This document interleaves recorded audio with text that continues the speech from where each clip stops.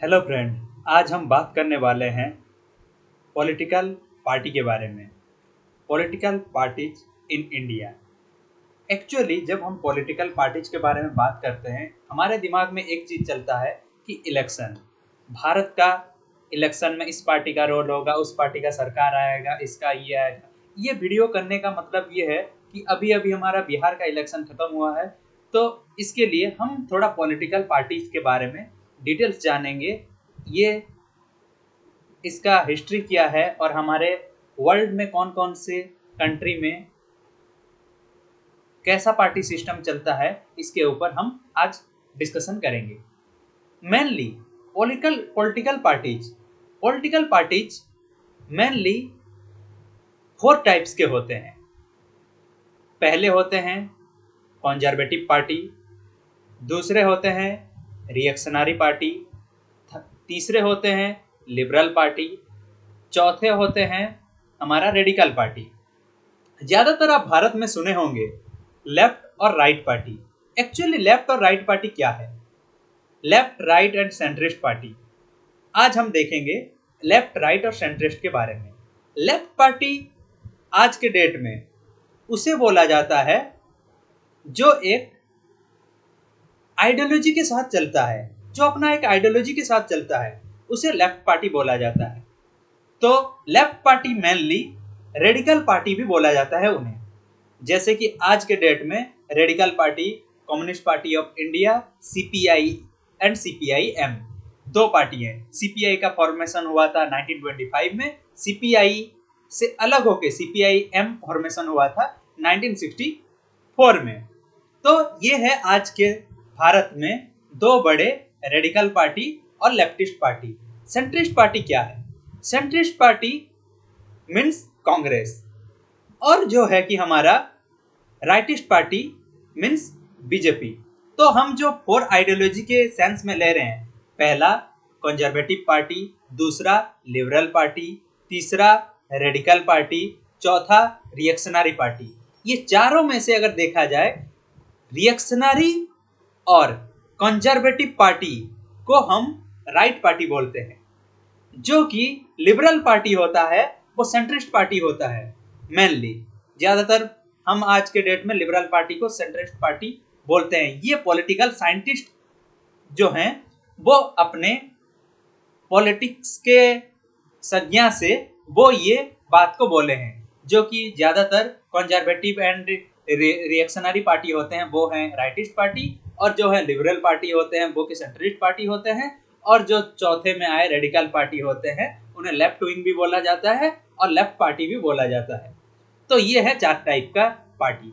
तो ये पार्टी हम पहले जान लिए। उसके बाद हम आते हैं पार्टी सिस्टम के बारे में। टोटल जो बोलते हैं कि ओवरऑल वर्ल्ड में हर कंट्री के लिए अभी अभी यूएसए का इलेक्शन भी खत्म हुआ। आप जानते होंगे कि यूएसए इलेक्शन के बारे में जब बात आता है तो प्रेसिडेंशियल नॉमिनी, प्रेसिडेंशियल कैंडिडेट, मैं पहले अपना एक वीडियो अपलोड कर चुका हूँ यूएस प्रेसिडेंशियल इलेक्शन के बारे में, आप देख लीजिएगा। तो एक्चुअली हम जब पॉलिटिकल पार्टी के बारे में बात करते हैं तो यूएसए में जैसे 2 पार्टी सिस्टम हम बोलते हैं। 2 पार्टी सिस्टम एक्चुअली प्रेसिडेंट के लिए होता है। वैसे ही इंडिया हो या चाइना हो या यूएसए हो, हमारा यूनाइटेड किंगडम हो, हर जगह के लिए अलग पार्टी सिस्टम काम करता है। कहीं पे 1 पार्टी सिस्टम काम करता है, कहीं पे 2 पार्टी सिस्टम काम करता है, कहीं पे मल्टी पार्टी सिस्टम काम करता है। जब हम 1 पार्टी सिस्टम का बात आता है तो हम पहले हमारे दिमाग में चलता है कि ये चाइना ही होगा, डेफिनेटली ये चाइना ही होना चाहिए। लेकिन अगर हम 2 पार्टी सिस्टम को, 1 पार्टी सिस्टम को देखें, चाइना में 1 पार्टी सिस्टम है, लेकिन इसके साथ अगर हम थोड़ा डिटेल्स में पूरा देखेंगे तो 8 रजिस्टर्ड पार्टी भी हैं चाइना में। दूसरा है हमारा क्यूबा, यहाँ पे भी 1 पार्टी सिस्टम है। तीसरा है नॉर्थ कोरिया, यहाँ पे एक्चुअली नॉर्थ कोरिया में डेमोक्रेसी बोलते हैं, लेकिन registered only paper and pen में 2 पार्टी और भी है, लेकिन ओनली पेपर एंड पेन, लेकिन ये भी 1 पार्टी सिस्टम टाइप का कंट्री है। चौथा रहा कि हमारा क्यूबा, एरिटोरिया, लाओस, ये सब भी 1 पार्टी सिस्टम के ऊपर काम करते हैं। यहाँ सब आज के डेट में 2020 तक जो रिपोर्ट है, आज तक 1 पार्टी सिस्टम ये हुआ है। चाइना उसके बाद क्यूबा, फिर उसके इरिटेरिया, लाओस, और आता है हमारा नॉर्थ कोरिया। नॉर्थ कोरिया में दो पेन एंड पेपर में रजिस्टर्ड पार्टी है। वैसे भी चाइना में भी वैसे कम्युनिस्ट पार्टी के अलावा 8 रजिस्टर्ड पार्टी हैं। तो ये आता है कि हमारा वन पार्टी सिस्टम। लेकिन हम वन पार्टी सिस्टम ये कंट्री में काम होता है, ये हम सभी को पता है। तो हम अभी आएंगे वन पार्टी सिस्टम के बाद two party system. Two party system mainly, जैसे कि हम यूनाइटेड किंगडम के बारे में बात करते हैं, यूनाइटेड किंगडम में मेनली 2 पार्टी का ही रूल चलता है। एक तो होता है कंजर्वेटिव, दूसरा होता है कि labour party. Conservative and labour party, वैसे बहुत सारे पार्टी हैं लेकिन प्राइम मिनिस्टर के लिए कंजर्वेटिव एंड लेबर पार्टी का ज्यादातर जो ये रोल रहता है। यूएसए में जैसे डेमोक्रेटिक एंड रिपब्लिक, ये है टू पार्टी सिस्टम। फिर आते हैं हम multi party system. Multi party system जिस कंट्री में गवर्नमेंट बनाने के लिए बहुत सारे पार्टियों का हाथ होता है उसे बोलते हैं मल्टी पार्टी सिस्टम। यूएसए में गवर्नमेंट बनाने के लिए सिर्फ 2 पार्टी का ही हाथ होता है। वैसे ही चाइना में 1 पार्टी का ही हाथ होता है। वन पार्टी, टू पार्टी, अभी मल्टी पार्टी में गवर्नमेंट बनाने के लिए बहुत सारे पार्टी का रोल हो सकता है। तो मल्टी पार्टी सिस्टम आज के डेट में हमारे भारत में 8 नेशनल पार्टी हैं। आज के डेट में भारत में 8 नेशनल पार्टी हैं। तो मल्टी पार्टी सिस्टम कौन कौन से कंट्री में पहले आता है हम देख लेते हैं। मल्टी पार्टी सिस्टम हम फ्रांस में, स्विट्जरलैंड में, भारत में, इटली में, इन सब कंट्री में मल्टी पार्टी सिस्टम मेनली है आज के डेट में। तो one party, two party and multi party system हम देख लिए। इसके बाद हम देखते हैं भारत के जो पॉलिटिकल पार्टी के बारे में थोड़ा हम जानेंगे। एक्चुअली जब हम वेस्टर्न को देखते हैं, वेस्टर्न कंट्री में कितना अच्छा इलेक्शन हो रहा है, हमारे इंडिया में इलेक्शन प्रोसेस ऐसा है, इलेक्शन में करप्शन होता है, ये सब होता है, ये सब हमारा बात चलता ही रहता है मेनली। अगर इस हिसाब से अगर देखेंगे तो हमारे पार्टी को टोटल समझने की कोशिश करते हैं तो थोड़ा आगे बढ़ेंगे।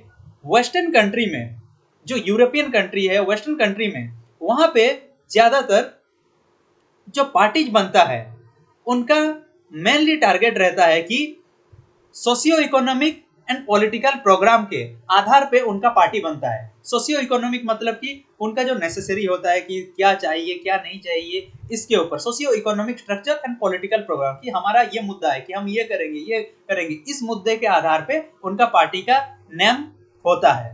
हमारे इंडिया में एक्चुअली क्या होता है कि पहले अगर हम पार्टी की बात करेंगे तो क्लियर एक आइडियोलॉजी कट वाला पार्टी होता है। क्लियर आइडियोलॉजी कट वाला पार्टी जैसे बीजेपी एक क्लियर आइडियोलॉजी वाला पार्टी है। सीपीआई उसका एक आइडियोलॉजी क्लियर है, क्लियर कट आइडियोलॉजी वाला पार्टी है। तो ऐसे ही हमारा पॉलिटिकल पार्टी का रहता है। सीपीआई, सीपीएम, बीजेपी, ये है कि क्लियर आइडियोलॉजी, हम इस आइडियोलॉजी के ऊपर काम करेंगे। तो ये एक है कि हमारा आइडियोलॉजिकल पार्टी। फिर उसके बाद आता है कि हमारे इंडिया में कुछ पार्टी हैं जो कि पर्सनालिटी कल्ट के ऊपर भी आधारित होते हैं। जैसे कि हम तमिलनाडु का नाम लेते हैं तो हमारे दिमाग में एक ही चीज आता है, एआईडीएमके और डीएमके। उड़ीसा का जब बात लेते हैं तो हमारे बात आता है बीजू जनता दल। फिर उसके बाद जो हमारे टीडीपी के यहाँ पे, जैसे कि ये ऐसे पार्टी पर्सनालिटी कल्ट मतलब कि किसी के नाम के साथ ये जुड़ा रहना। जैसे कि हमारे उड़ीसा में बीजू जनता दल, बीजू पटनायक के नाम से बीजू जनता दल बना। वैसे ही लोकदल एक था, लोकदल एलडीए, लोकदल अजीत सिंह, जिनके नाम पे पर्सनालिटी कल्ट। फिर उसके बाद रहा कि कांग्रेस आई एक 1967 में जब मोरारजी देसाई गवर्नमेंट के साथ कॉन्फ्लिक्ट हो गया था तो कांग्रेस एक अलग बन गया था, कांग्रेस इंदिरा भी उस वक्त बोला जाता था। तो इसीलिए देखा जाए कांग्रेस इंदिरा, जैसे कि लोकदल ए अजीत सिंह, वैसे ही बीजू जनता दल, ये पर्सनालिटी कल्ट नाम के आधार पे पार्टी है तो इसको बोला जाता है पर्सनालिटी कल्ट पार्टी। तो उसके बाद हम आते हैं कि देखते हैं कि ट्रेडिशनल फैक्टर के ऊपर ज्यादातर हम बात करते हैं कि ट्रेडिशनल कल्ट के बारे में जब बात आता है इन इंडिया में पॉलिटिकल पार्टी ऐसे ही बनते हैं जो कि race, religion, language, caste, culture, इस सब के आधार पे भी पार्टी बनते हैं। कुछ पार्टी का नाम इसके आधार पे है जैसे कि शिवसेना, शिरोमणि अकाली दल, मुस्लिम लीग, हिंदू महासभा। फिर उसके बाद आता है हमारा बहुजन समाज पार्टी, गोरखा लीग, ये सब पार्टी है हमारे, इस आधार पे पार्टी का नाम बना है। तो जैसे बहुजन समाज पार्टी में इसलिए बोला क्योंकि बहुजन समाज पार्टी ज्यादातर हमारे भारत में जानते हैं कि दलित के लिए ही ये पार्टी काम करता है, तो इसीलिए मुस्लिम लीग मुस्लिम के लिए, एक पर्सनालिटी ये मतलब कि एक रिलीजन को ये करता है, ऐसे टाइप का जो बोलते हैं कि इस आधार पे हमारा पार्टी का नामकरण किया गया है भारत में। उसके बाद हम आते हैं कि हमारा रीजनल पार्टी। रीजनल पार्टी में अगर देखा जाए तो ज्यादातर रीजनल पार्टी आप जानते होंगे, जैसे कि अभी बिहार में इलेक्शन खत्म हुआ, जनता दल यूनाइटेड, ये एक regional party. Janata Dal United regional party है, जैसे कि तमिलनाडु में एआईडीएमके डीएमके, वैसे ही हर एक बीजेडी ओडिशा में ये है कि रीजनल पार्टी। कभी कभी ये रीजनल पार्टी भी भारत के सरकार बनाने के लिए, प्रधानमंत्री बनाने के लिए ये एक बहुत बड़ा रोल प्ले करते हैं। ये हम एग्जाम्पल देख चुके हैं 1984 के इलेक्शन में, 1984 इलेक्शन में। वहां पे क्या हुआ था, राजीव गांधी गवर्नमेंट को 414 सीट मिला था, और हमारे जो रीजनल पार्टी उस वक्त मेजर ऑपोजिशन पार्टी थे, जो कि थी हमारा टीडीपी, तेलुगु देशम पार्टी, जो कि 30 सीट जीते थे उस वक्त। और उस वक्त वो regional party major opposition role Lok Sabha में प्ले किया था, इसीलिए रीजनल पार्टी का भी रोल हमारे कोalition गवर्नमेंट में ज्यादातर बहुत मायने रखता है। तो हमारा ये आया कि इसके बाद आते हैं कि आज के भारत में ऑपोजिशन के बारे में सब बात करते हैं कि आज के डेट में जितने भी ऑपोजिशन है कि उनके बीच में ज्यादातर देखिएगा कि एक स्ट्रॉन्ग ऑपोजिशन जब तक नहीं होगा, एक स्ट्रॉन्ग डेमोक्रेसी का हम कल्पना भी नहीं कर सकते। तो इसीलिए स्ट्रॉन्ग ऑपोजिशन ना होने के वजह से कोई पार्टी किसी के साथ मिलजुल के जो सरकार बनाते हैं उनके बीच ये भी रहता है कि उनके बीच एक कॉन्फ्लिक्ट भी रहता है कि तुम हमारे साथ कॉन्फ्लिक्ट में, ये इसके साथ ये पर्सनल कॉन्फ्लिक्ट ज्यादातर बना रहता है। पोजीशन को ऊपर को लेके, कोई बिल के ऊपर लेके, कोई कोई अपना पर्सनल बेनिफिट्स को लेके, लेकिन पर्सनल बेनिफिट्स यहाँ पे ज्यादातर बोलना ठीक नहीं है। लेकिन इस आधार पे हमारे आज के डेट में गवर्नमेंट में जो परमिशन होता है, तो इस आधार में ये होता है। लेकिन लैक ऑफ ऑपोजिशन भी एक गवर्नमेंट फॉर्मेशन में ज्यादातर इफेक्टिव नहीं हो सकता हमारे एक गवर्नमेंट के लिए, एक डेमोक्रेटिक स्टेट के लिए। ज्यादातर जैसे कि मैं बोला, डेमोक्रेटिक स्टेट में 4 होते हैं, लिबरल, रेडिकल, कंजर्वेटिव और हमारा रहा कि चार सिस्टम होते हैं। हो गया। तो उसके बाद हम आते हैं कि रिकॉग्नाइजेशन ऑफ द हमारा national party and state party. ज्यादातर जब हम बात करते हैं नेशनल पार्टी और स्टेट पार्टी, आज के डेट में पूरे भारत में 8 नेशनल पार्टी है। 8 नेशनल पार्टी है according to the Election Commission of India के रिपोर्ट के हिसाब से। 8 पॉलिटिकल पार्टी हैं, नेशनल पार्टी हैं, जो है कि एक है बीजेपी, दूसरा है Indian National Congress, CPI, CPM, NCP, AITC, NPP, BSP, और ये टोटल रहा कि 8 पॉलिटिकल पार्टी। इन सब का मैं फुल फॉर्म भी बोल देता हूँ। जैसे कि आईएनसी, इंडियन नेशनल कांग्रेस, 1885 को जो बना था एलन एक्टेवियन ह्यूम के नेतृत्व में। फिर उसके बाद आता है बीजेपी, जो कि 1980 में फॉर्मेशन हुआ, लेकिन पहले इसका नाम भारतीय जनसंघ भी था। फिर उसके बाद बीएसपी, बहुजन समाज पार्टी, जो कि हमारा मायावती का पार्टी बोला जाता है ये, और CPI, communist party of India. Communist party of India 1925 में बना था ये। फिर उसके बाद सीपीआई से अलग होकर सीपीएम 1963 में ये बना। आज के डेट में सीपीआई भी नेशनल पार्टी है, सीपीआईएम भी नेशनल पार्टी है। फिर उसके बाद आता है एनसीपी, जो कि आज के डेट में आप सुने होंगे, आज के महाराष्ट्र इलेक्शन में जब शरद पवार का ज्यादा रोल रहा, शरद पवार का आज के डेट में एनसीपी है, नेशनल कांग्रेस पार्टी, जो कि 1997-8 में जो अलग होके अपना पार्टी बना दिया था एनसीपी। तो ये कांग्रेस का एक पार्ट भी था उस वक्त। तो उसके बाद कॉन्फ्लिक्ट होके ये अलग हो गया। और उसके बाद रहा कि AITC, all India Trinamool Congress. आज के डेट में जो ममता बनर्जी हैं हमारे चीफ मिनिस्टर, वो एआईटीसी से ही बिलोंग करते हैं। एनपीपी, हमारा एनपीपी जो है अभी अभी न्यूज में था, क्योंकि अभी अभी ये नेशनल पार्टी बना, जो कि नॉर्थ ईस्ट का पार्टी है। तो ये रहा कि हमारा 8 नेशनल पार्टी के बारे में। 8 नेशनल पार्टी के साथ हमारे भारत में आज के डेट में 53 स्टेट्स पार्टी भी है। इलेक्शन कमीशन के इंडिया के मुताबिक 8 नेशनल पार्टी, 53 स्टेट पार्टी और 2538 मतलब कि 2538 अनरिकॉग्नाइज्ड पार्टी आज के डेट में भारत में है। अनरिकॉग्नाइज्ड पार्टी मतलब कोई ऐसा पार्टी कोई बना देता है, उसका जो बोलते हैं आइडेंटिटी नहीं होता, हमें जानना पड़ता है, तो इसी के लिए अनरिकॉग्नाइज्ड पार्टी बोला है। 3 टाइप का ये रहता है इलेक्शन कमीशन ऑफ इंडिया के हिसाब से। अगर हम इसके बारे में थोड़ा देखें, हमारे भारत का पहला चुनाव जो हुआ था 1952 में हुआ था, उस वक्त पे करीब हमारे पूरे भारत में 14 नेशनल पार्टी थे, 14 नेशनल पार्टी और 39 स्टेट पार्टी। जो पहला जनरल इलेक्शन था 1952 में, उस वक्त 14 नेशनल पार्टी और 39 स्टेट पार्टी थे। लेकिन आज के डेट में 2019 17वां जनरल इलेक्शन में, यहाँ पे आज के डेट में जब ये 19 का इलेक्शन था उस वक्त 7 नेशनल पार्टी थी, लेकिन अभी नॉर्थ ईस्ट के एनपीपी को भी नेशनल पार्टी डिक्लेयर कर दिया गया। 2019 के इलेक्शन में 7 नेशनल पार्टी और 52 स्टेट्स पार्टी हमारे आज के डेट में 2019 के इलेक्शन में थे। तो अभी हम समझेंगे कि एक्चुअली स्टेट पार्टी कैसे बनता है और नेशनल पार्टी कैसे बनता है। स्टेट पार्टी और नेशनल पार्टी 2019 से क्या किया गया कि नेशनल पार्टी के लिए कुछ एक प्रोविजन मतलब कि नेशनल पार्टी और स्टेट पार्टी फॉर्मेशन के लिए कुछ उसका गाइडलाइन होता है। पहले जैसे कि कोई नेशनल पार्टी बनना चाहते तो उसका रूल क्या है, जैसे कि ये 6% वोट लोकसभा में उसे मिला होगा, और वो जो असेंबली है, जिस स्टेट में असेंबली है, मतलब कि आज के डेट में सभी स्टेट में असेंबली है, उसी स्टेट में 6% वोट उसे असेंबली के सीट में भी मिला होगा। तो इस हिसाब से देखा जाए तो मैं अच्छे से एक्सप्लेन करके बोलता हूं आपको। जैसे कि 100 वोटर्स हैं, 100 वोटर्स में से उस एक स्टेट में 100 वोटर्स हैं, तो उसी स्टेट के 6 लोग अगर उसे वोट करेंगे, उस पार्टी को वोट करेंगे, और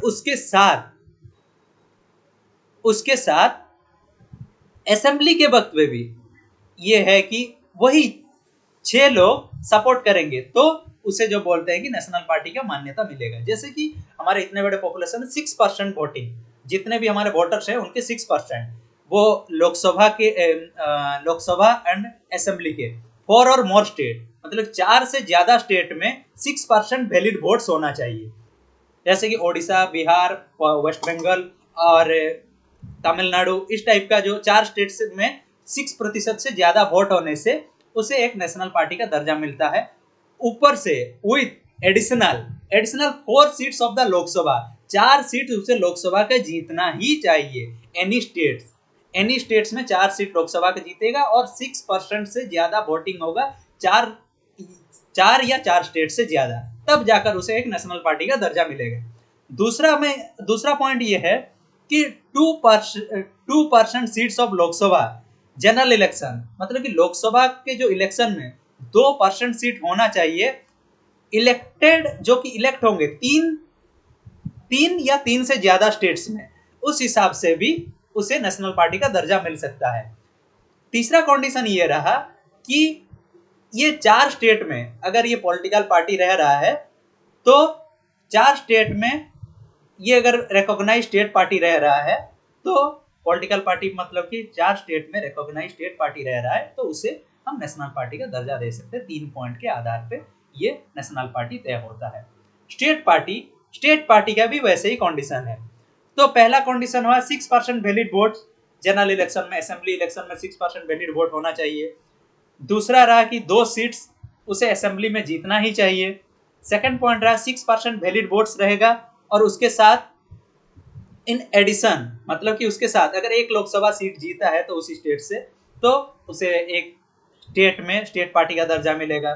तीसरा पॉइंट है कि 3 सीट्स और 3 से ज्यादा सीट्स उसे जीतना चाहिए उसी जनरल इलेक्शन में की स्टेट पार्टी के लिए। फिर एक लोकसभा सीट अगर जीत रहा है तो 25 सीट्स में से, 25 असेंबली सीट्स में से 25 लोकसभा सीट्स में से एक लोकसभा सीट जीत रहा है, तो उसे भी हम स्टेट पार्टी का ये रिकॉग्नाइज दे सकते हैं, और उसका स्टेट कंसर्न होना चाहिए। 8% vote of the total valid votes polled at the general election, मतलब 8% वोट उसी इलेक्शन में, स्टेट के इलेक्शन में होना चाहिए। स्टेट के इलेक्शन या लोकसभा के इलेक्शन में अगर टोटल 8% वोट भी रह रहा है तो उसे भी एक स्टेट पार्टी का रिकॉग्नाइजेशन मिलेगा। ये रहा हमारा आज का पॉलिटिकल पार्टीज के बारे में टोटल ओवरव्यू, डिस्कशन और उसका बैकग्राउंड। Thank you.